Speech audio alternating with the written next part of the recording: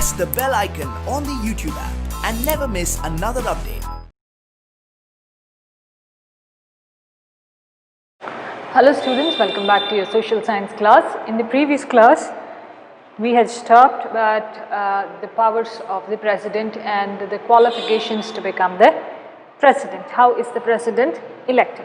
So today we are going to study about the powers that the president has and what can he do, what he or she can do and what he or she cannot be doing.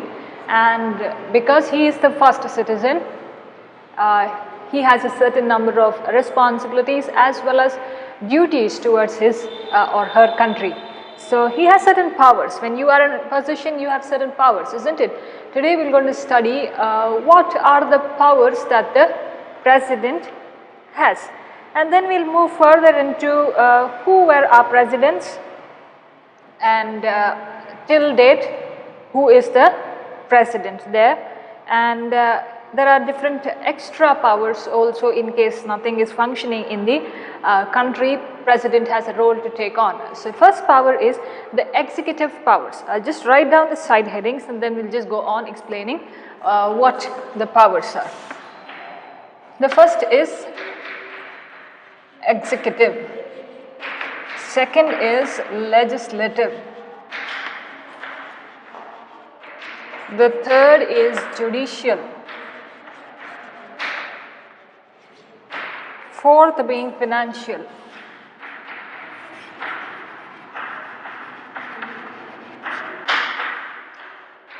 Fifth being military. Sixth is emergency.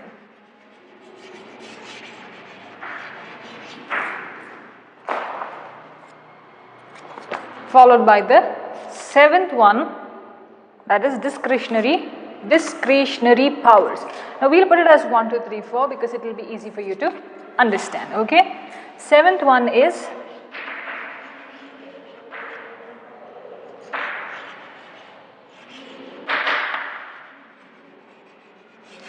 discretionary powers. Okay. Now let's move on to the first one and see what is executive power. Now executive, legislative and judicial. Now you know the difference between executive, legislative and judiciary. Executive is we'll go first like this. Legislative is who make laws, executive is who implement those laws, and judiciary or judicial is the courts that are there which function in case if there is anything wrong happening in the country. So the first power of the president is the executive power, that is all administration. The country has to run. Now if a company has to function or if an institution, an educational institution has to function, there is a management, isn't it, who are telling you what has to be done, how things have to be done. There is a management. When you go to the company, there is the boss, the CEO, and then the other other hierarchy that is there and other positions, and then the employees. Okay. In an educational institution also there is a management, then the principals, the vice principals, there is a hierarchy, teachers, students. Why is that needed? In order to manage the company or the institution perfectly. There should be someone who has to be a leader, isn't it? Here the leader is the president. So all administration, all management of the country is done in the name of the president. Because he is on the topmost, he is the first citizen of the country, all administration takes place in his name. There are other people who are managing the country, other people who are administering their roles, but done in the name of whom? In the name of the president. Now the president appoints the prime minister, and on the recommendation of the prime minister, the other ministers are appointed. Okay. So president appoints the prime minister, on his recommendation other ministers, other offices, ministers for other offices are elected. Now the president has also power to appoint the attorney general, okay, comptroller, auditor general, and judges of the Supreme Court and the High Courts. Okay, so these are the various posts in the judiciary. President has the right to do it. Along with that, he can appoint the governors that are there, chairman and members of the Finance Committee, okay, chairman and members of the Union Public Service Commission. This is where you write your civil service exams, okay. Election commissioners, commander-in-chief of all the three armed forces, okay. All the three armed forces, the Army, Navy and the Air Force, and then ambassadors to different countries. That is our representation. Ambassadors are people who represent our country in the other countries, okay. So this is executive power, that is how he can execute these things. He can appoint so many people in the country. So if the president wants to elect a certain member, okay, or a certain person who he or she feels capable of taking on the task, then it is his choice of electing that member, unless and until they qualify for that position there, alright. Next is legislative powers. The legislative powers is where they make laws, where they make discussions and debates. So the president has the right over the parliament, okay. It can also postpone the sessions of the Lok Sabha, the Rajya Sabha, in case now today is a session you think, and there's something happening, the president can say it's postponed to 4 days later, okay. So he or she has that right. Now he can address both the Lok Sabha and the Rajya Sabha together. He can bring both of them together and address them, or he can dissolve the Lok Sabha, that is dissolve meaning their term is over, okay, dissolve it, finish it off. Now we discussed in the previous class that any bill that is being done finally goes to the president for approval, and only when the president approves it becomes a law. So that is his right, his or her right to approve the bill that is there, which is being passed by both the lower house and the upper house, okay. Now the president has a right to look after those bills again, find out certain things, okay, verify them, and then he can give them back, he can give it to them back for further discussion. He can withhold, that is sometimes have you heard your results are withheld, okay. Have you heard people saying my results have not yet come? Results of other people have come, but some people results are withheld, maybe for various reasons, okay. There are various reasons for that. So here in terms of the bill, the president can withhold the bill, saying he doesn't have it, he cannot give, they cannot question him saying that you have to send it in 2 days or something like that. He can withhold it in order to verify things that are needed, and he can withhold it for some time, not for a very greater time, but for some time. Then he has a right to appoint 2 Anglo-Indians to the Lok Sabha and a right to appoint 12 members to the Rajya Sabha. And that we have discussed in the Lok Sabha and the Rajya Sabha. Now in all these functions that he is doing, he is taking the recommendation of the Prime Minister, okay. Recommendation, or he's having a discussion with the Prime Minister and the Council of Ministers, and then the decision is taken by the President. Next is judicial power. What's judicial power? Now if somebody is given a punishment for 10 years in imprisonment, okay, 10 years of imprisonment, if a criminal is given like that, the president can reduce the number of years to 5 years. That right the president has, and he can also cancel certain punishments that are there. Maybe sometimes hanging them or whatever it is, he can cancel certain punishments or a huge amount of fine if it is being asked by the criminal, then the president can cancel it, okay. He or she has the right if being approached. Then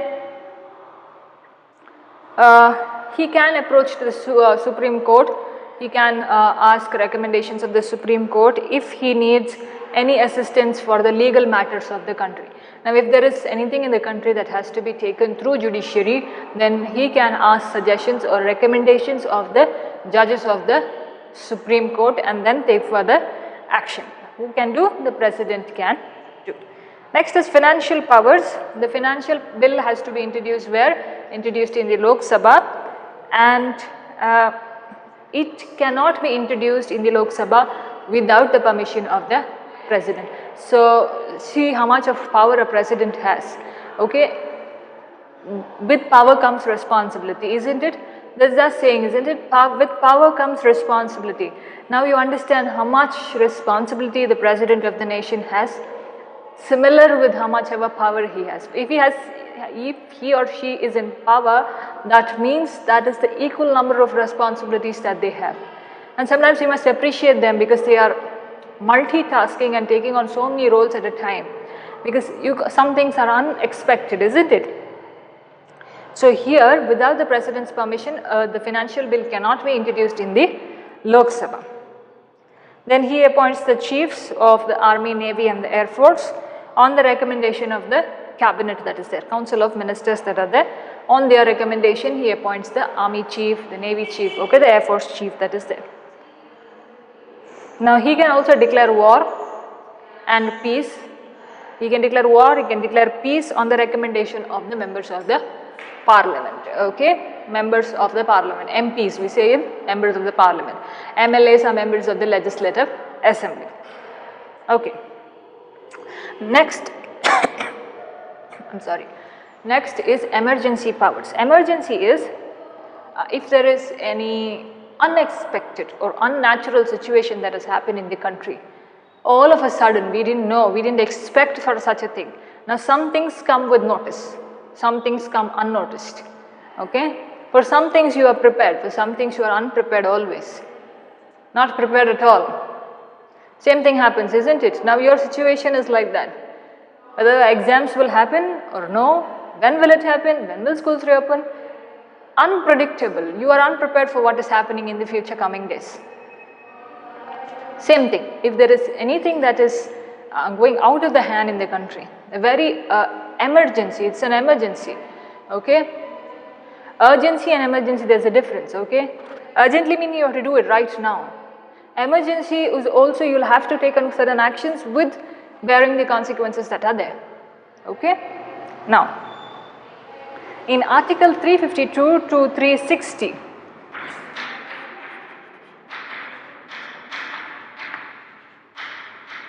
Article 350 to 360, okay, under the 18th part of the Constitution,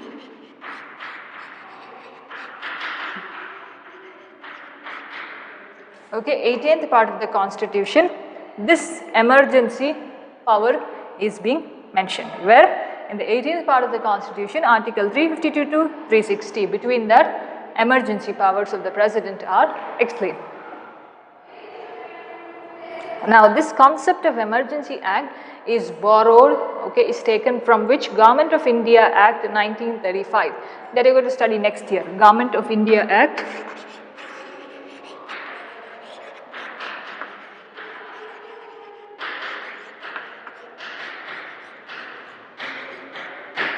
This is borrowed, emergency powers are borrowed from which? From Government of India Act 1935.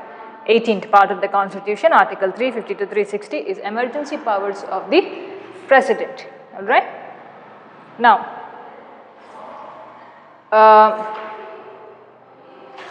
if there are emergency on fundamental rights, and we have fundamental rights, isn't it? Emergency on fundamental rights, and if there is any problem with their duties, okay, 11 fundamental duties that we have, okay, 11 fundamental duties that we have. If there is any problem with those rights there and duties, that concept is borrowed from the Constitution of Germany. See, the effects that fall on this, okay, emergency on the basis of the fundamental rights and duties that the person has is being borrowed from the Constitution of Germany. Now, the President has the right to declare emergency in 3 occasions or at 3 different situations, 3 occasions. One is National Emergency Article 352. Okay. Next is State Emergency Article 356. Third is Financial Emergency Article 360. Now, national emergency is if there is any threat to the security of the country, okay, and if there is an external attack, if there are disturbances from the other countries towards us, okay, this kind of emergency is being put forward by the President. Now, approval of both the houses in the Parliament is taken within 1 month before they declare that it is a national emergency in the country, okay. And the emergency will remain for 6 months. Then if it is to be, if further still attacks are going on or there is disturbance in the country, the security is not in place, then it can be taken forward. 6 months can be taken forward with the approval of both the houses in every 6 months. Now January till 6 months if they want to do it, then another 6 months if they want to forward it. The end of the 6th month they will have to sit again for a session, approve it, and then proceed and say for the next 6 months till December. Then again they will sit in December and then proceed into January to the next 6 months, alright. That is national emergency in case of violence, in case of threats from external threats that are there. Next is State Emergency, Article 356. Now, if the governor of the state or if the state government who is there, if the governor of the state or if the state government, if they cannot function according to the principles of the constitution, like according to what is written in the constitution, if they cannot fulfill their duties of what is written in the constitution properly, the President under Article 356 can declare state emergency, okay. Now in Karnataka, state emergency is declared 6 times till now. Now in case if for this to the approval of both the houses of the Parliament is taken and the emergency can be continued for 3 years. So 6 years in Karnataka, just imagine what has happened in Karnataka. State emergency where President can declare if there is malfunctioning of the administration. Financial emergency is if the financial situation of the country is very bad, okay, then we need a financial emergency. But till now it's not been declared, it's not yet been declared till now. President has declared financial emergency till now, yet financial emergency can be declared if we feel the economy is going too bad for our country and people is very difficult for us to survive. Next is discretionary powers, okay. Discretionary powers is the President has certain bonus powers, okay, or powers of advantage. That is, he can declare certain things without the approval of the cabinet, without the approval of the ministers, okay. They are, first one is, he can bring any leader from any party to form the government. Now, if both the parties have not got a majority after the election, and there is party A and party B, if party A and party B have not got majority in the election, then the President can call somebody and ask them to form the government. Then, when the Parliament sends him a bill, okay, when they have approved there, both the times it goes for approval to the President, isn't it? If the President is not satisfied with what is being discussed and debated over that bill, he can send it back for reconsideration. That is, consider this bill again, that is, have a discussion on this again. Then he has a right to dissolve or close the Lok Sabha.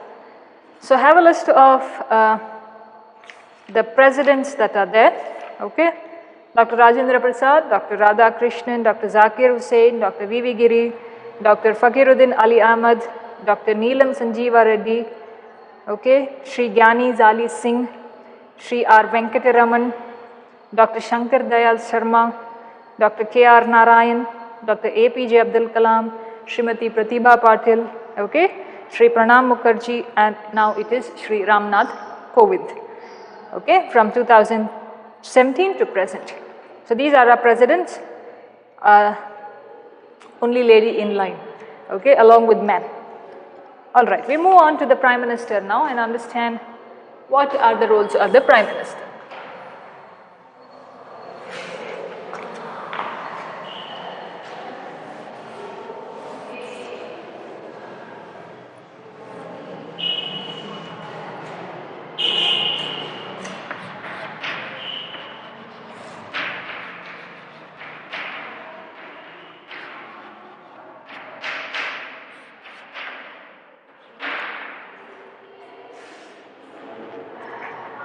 Now there are council of ministers, so there is one head, just like councils of ministers in the school and there is the school pupil leader. So he is in the position of the, I am just comparing and contrasting position of the Prime Minister. So here Prime Minister is the head and he has his ministers, okay. Now why is the role of the Prime Minister done? To advise, to assist whom? Assist the President, okay. In doing what? In administering the country, managing the country. His role is to advise and assist the President along with his Council of Ministers in the administration or management of the country.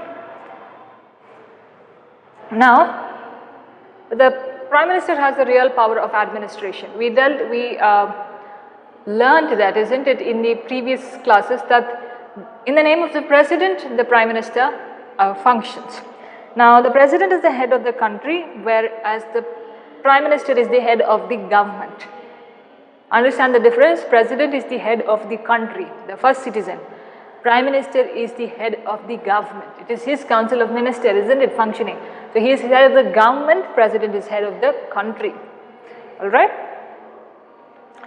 Now, the Prime Minister stays in office as long as he enjoys the trust of the Lok Sabha. If the Lok Sabha is not satisfied with him, then he has to lower down his position.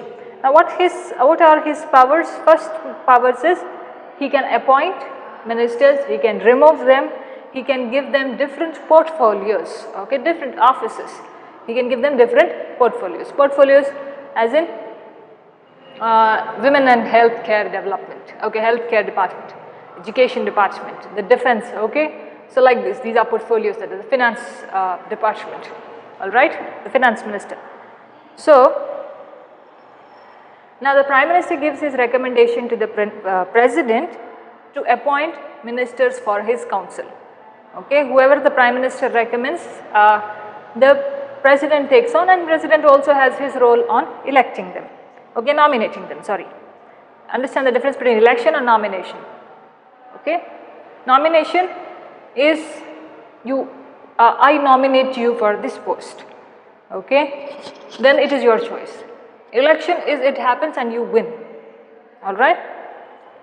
Now different portfolios are given, different offices are given. What's that? Portfolios. Now in school, if you have a cabinet, don't you have the discipline minister, the cleanliness minister, the uniform minister, the sports minister, cultural minister? What are they? Portfolios, different portfolios, and they have to function accordingly. Now if there is a sports minister, he has a greater role to play when there are sports events in school, greater role to play when there is a sports day, okay. So he functions according to his portfolio. Now his decision of assigning the portfolios is final in the government. Then he becomes the head of the government. That is, the President is responsible for anything, any action, not the President, sorry, the Prime Minister is responsible for any actions that are happening in his government. Then he is discussing, debating with his co-ministers, other ministers who he has assigned the portfolios, and then he takes role in planning effective methods and principles for the country. Then he becomes the head of the Union Cabinet. Now meetings of the cabinet are held under the chairmanship of the Prime Minister. Then what is discussed here? Issues of national and international importance and decisions are taken under his chairmanship or her chairmanship, okay. Then there is a link between the President and the cabinet. This is the Prime Minister always coordinates with the President. So the President is aware of the affairs that are happening in his cabinet. Union Cabinet, okay. The cabinet, that is the Prime Minister and his ministers form the Union Cabinet. They are the real executive, okay. They are the real people who take on and execute the laws. Now they have hierarchies, two hierarchies where they have ministers. First hierarchy is the cabinet level.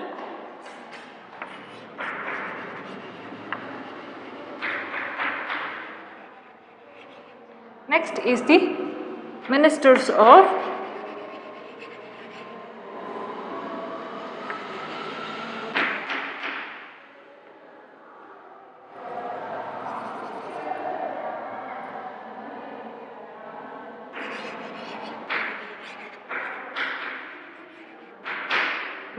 state. At two levels they have the cabinet, okay. The hierarchies in the cabinet, that's cabinet level and the ministers of state. Two, isn't it? We are divided into state governments and central government. So this is at the central, this is at the state. Union cabinet level, central cabinet, ministers of states is the state governments who are functioning. Now 15% is the strength of the union cabinet. Now union cabinet forms 15% of the parliament. Now two kinds of responsibilities are there with the cabinet.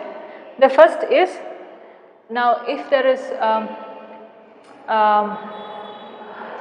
women and welfare development, if he or she is elected for that, then they have to administer or look after their portfolio. That is one. Next is, he has individual responsibility.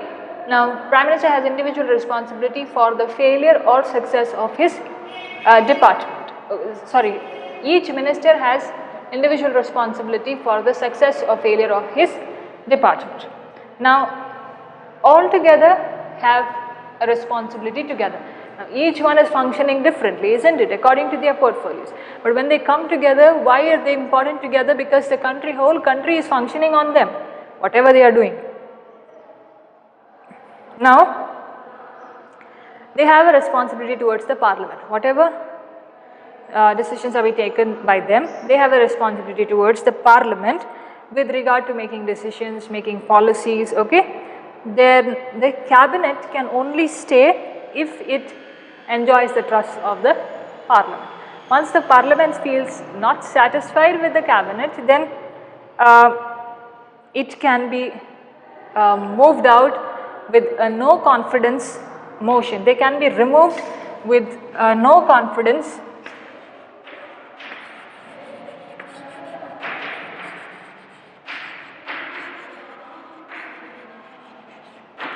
This happens when the parliament stops trusting the cabinet or is unsatisfied with whatever happens. So a no confidence motion is being passed. Now what's the no confidence motion? That is, if majority of the members in the Lok Sabha lose their confidence in the union government, okay, they stand back and don't support the Prime Minister and his cabinet. When they don't support, the Prime Minister as well as the cabinet will have to resign, and then the motion is being passed by the Lok Sabha, then the whoever is in association with the ruling party, it will be passed on to the Vidhana Sabha members, and then at the state level, and they will have to also resign of the ruling party, whoever is belonging to the ruling party of the government, who is belonging to the center of the ruling government and the states respectively, because the no confidence motion is given. So the term of office of the union government and the state government depends on the trust and the confidence of the Lok Sabha and the Vidhana Sabha members. So who doesn't have this authority is the Rajya Sabha and the Vidhana Parishad. They don't have this. Vidhana Sabha and Vidhana Parishad are in the state levels, okay. So they don't have this power of asking the cabinet to resign, whereas only the Lok Sabha and the Vidhana Sabha have this. So till now at present 34 no confidence motions have been passed in the Indian Parliament. How many? 34 of them have been passed. So with that, can you just give an imagination or can you give a thought of how many cabinets we have had who were not functioning properly, okay? So list of Prime Ministers on page 67, Pandit Jawaharlal Nehru, Shri Lal Bahadur Shastri, Srimati Indira Gandhi, Shri Morjai Desai, Shri Charan Singh, Shri Rajiv Gandhi, Shri VP Singh, Shri Chandrasekhar, Shri PV Narasimha Rao, Shri H.D. Devegowda, Shri I.K. Gujral, Shri Atal Bihari Vajpayee, Dr. Manmohan Singh, and present is Shri Narendra Modi. Alright, that is from 2014 to the present day is Shri Narendra Modi. Alright, so this is President and the Prime Ministers. Here we wind up the lesson, students, the Union Government. Thank you very much for listening. Please read the textbook and get yourselves prepared for the exams that may come in the future, okay? Thank you very much.